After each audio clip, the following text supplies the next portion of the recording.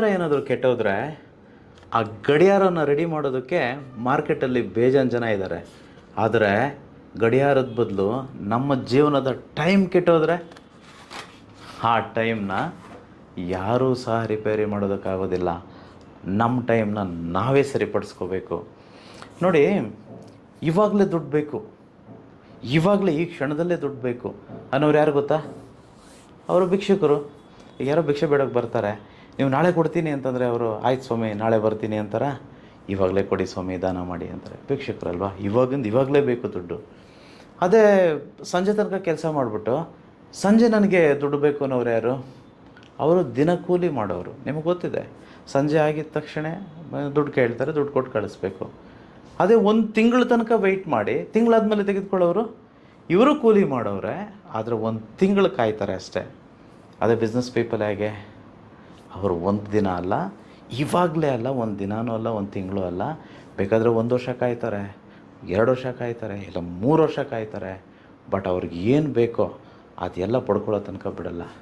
ಅದಕ್ಕೆ ನೋಡಿ, ಜಗತ್ತಲ್ಲಿ ಯಾರೆಲ್ಲ ಈ ವಿಶ್ವದಲ್ಲಿ, ಈ ಒಂದು ಜಗತ್ತಲ್ಲಿ ಬಹುದೊಡ್ಡ ಶ್ರೀಮಂತರು ಅಂತ ನೀವು ನೋಡೋದಾದರೆ, ಫೋರ್ಬ್ಸ್ ಲಿಸ್ಟಲ್ಲಿ ನೀವು ಓಪನ್ ಮಾಡಿ ನೋಡೋದಾದರೆ ಒಬ್ಬರೂ ಸಹ ಕೆಲಸ ಮಾಡೋರಿಲ್ಲ ರೀ, ಎಲ್ಲರೂ ಬಿಸ್ನೆಸ್ ಮಾಡೋರೇ ಇರೋದು.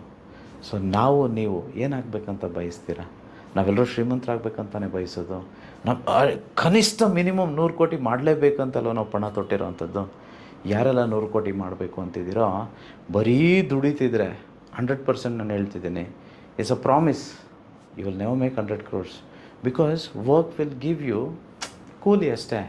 ಕೂಲಿ ಮಾಡ್ಕೊಂಡು 100 ಕೋಟಿ ಹೆಂಗ್ರಿ ಮಾಡೋಕ್ಕಾಗುತ್ತೆ? ಆದರೆ ವ್ಯಾಪಾರ ಮಾಡಿದ್ರೆ, ಬಿಸ್ನೆಸ್ ಮಾಡಿದ್ರೆ, ಅದು ವಿಶ್ವ ನಿಯಮಗಳನ್ನು ಪಾಲಿಸಿ ವಿಶ್ವ ಮಂತ್ರಗಳ ಮೂಲಕ ಮಾಡಿದ್ರೆ ಖಂಡಿತವಾಗಿಯೂ 100 ಕೋಟಿ ಆರಾಮಾಗಿ ಮಾಡ್ಬೋದು.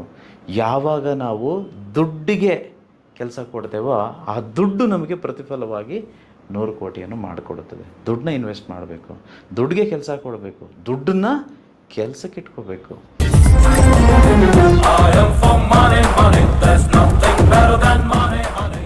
ಎನಿವೆ, ಎಷ್ಟು ಚೆನ್ನಾಗಿ ಬಸವಣ್ಣವ್ರು ಹೇಳ್ತಾರೆ ನೋಡಿ, ಉತ್ತವ ಬಡಿದರೆ ಉರಗ ಸಾವುದೇ, ಉತ್ತವ ಬಡಿದರೆ ಉರಗ ಸಾವುದೇ, ಘೋರ ತಪವ ಮಾಡಿದರೇನು, ಅಂತರಂಗ ಬಹಿರಂಗ ಶುದ್ಧಿ ಇಲ್ಲದವ ನಿಂತು ನಂಬನಯ್ಯ Kudala Sangama Deva.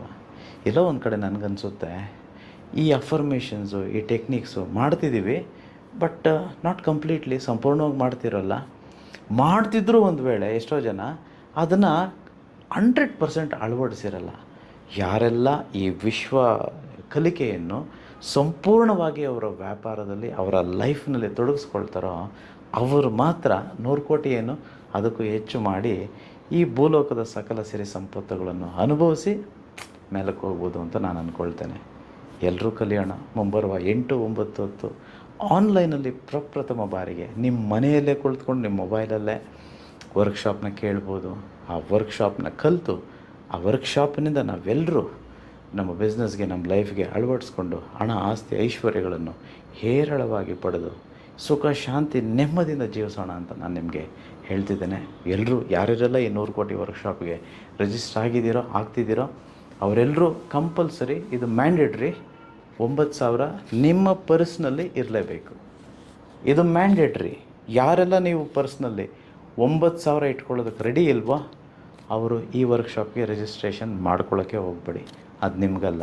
Okay, this is one. ಎರಡನೇ, ನಿಮ್ಗೆ ಗೊತ್ತಿರಲಿ, ಒಂದು ವೇಳೆ 100 ಕೋಟಿ ನಾವು ಸಂಪಾದನೆ ಮಾಡೋದು ಅಂತ ಅಂದ್ಕೊಳ್ಳಿ.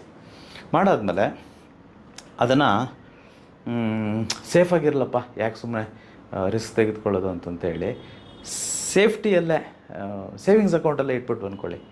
ವರ್ಷಕ್ಕೆ 7% ಬಂದರೂ 100 ಕೋಟಿಗೆ ಎಷ್ಟು ಬರುತ್ತೆ? 7 ಕೋಟಿ.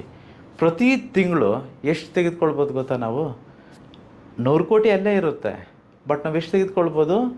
58 ಲಕ್ಷ ಪ್ರತಿ ತಿಂಗಳು. ಜಸ್ಟ್ ಇಮ್ಯಾಜಿನ್, ಹೇಗ್ರಿ ಖರ್ಚು ಮಾಡೋದು 58 ಲಕ್ಷನ? ಒಂದು ವೇಳೆ ಒಂಚೂರು risk ತೆಗೆದುಕೊಳ್ತೀನಿ, I have the risk ಎಪಿಟೈಟ್ ಅಂತಂತೇಳಿ ಏನಾದರೂ ಮ್ಯೂಚುವಲ್ ಫಂಡ್ಸ್ಗೋ ಸ್ಟಾಕ್ ಮಾರ್ಕೆಟಲ್ಲೋ ಹಾಕಿದ್ರೆ, ಕನಿಷ್ಠ ಇಂಡೆಕ್ಸ್ ಫಂಡ್ಸ್ ಮೇಲೆ ಹಾಕಿದ್ರೆ ಈಸಿಯಾಗಿ 15% ಅಂತ ಬಂದೇ ಬರುತ್ತೆ. 15% ಅಂತ ಅಂದ್ಕೊಂಡ್ರೆ 15 ಕೋಟಿ ಬರುತ್ತೆ ವರ್ಷಕ್ಕೆ. 15 ಕೋಟಿ ಅಂತಂದರೆ ಪ್ರತಿ ತಿಂಗಳು 1,25,00,000 ಖರ್ಚು ಮಾಡೋದಕ್ಕೆ ಸಿಗುತ್ತೆ. 100 ಕೋಟಿ ಏನೂ ಆಗದೆ ಆರಾಮಾಗಿ ಅಲ್ಲೇ ಇದ್ದು ಅಕೌಂಟಲ್ಲಿ 1.25 ಕೋಟಿ ಅಂತಂದರೆ is it a small money? It's a very big money. So ನಮ್ಮ ಉದ್ದೇಶ 100 ಕೋಟಿಯ ಮೇಲೆ ಇರಬೇಕು. ಎಲ್ಲರೂ ಮಾಡಬೇಕು, ಯಾಕಂದರೆ ಎಲ್ಲರಿಗೂ ಇದು ಸಾಧ್ಯ. ನನಗೆ ಮಾತ್ರ ಏನೋ ವಿಶೇಷವಾಗಿ ಇದೆ ಅಂಶ, ವಿಶ್ವ ಅಂಶ ಅಂತಂತೇನಿಲ್ಲ. ಆ ಚೇತನ ಅನ್ನುವಂಥದ್ದು, ವಿಶ್ವ ಪ್ರಜ್ಞೆ ಅನ್ನುವಂಥದ್ದು ಎಲ್ಲರಲ್ಲೂ ಅಡಗಿದೆ. ನಿಮ್ಮಲ್ಲೂ, ನಿಮ್ಮಲ್ಲೂ, ನಿಮ್ಮಲ್ಲೂ, ನಿಮ್ಮಲ್ಲೂ, ನನ್ನಲ್ಲೂ, ಎಲ್ಲರಲ್ಲೂ. ಸೊ ಎಲ್ಲರೂ ಶ್ರೀಮಂತರಾಗೋಣ. Thank you universe. ಅಹಂ ಬ್ರಹ್ಮಸ್ಮಿ.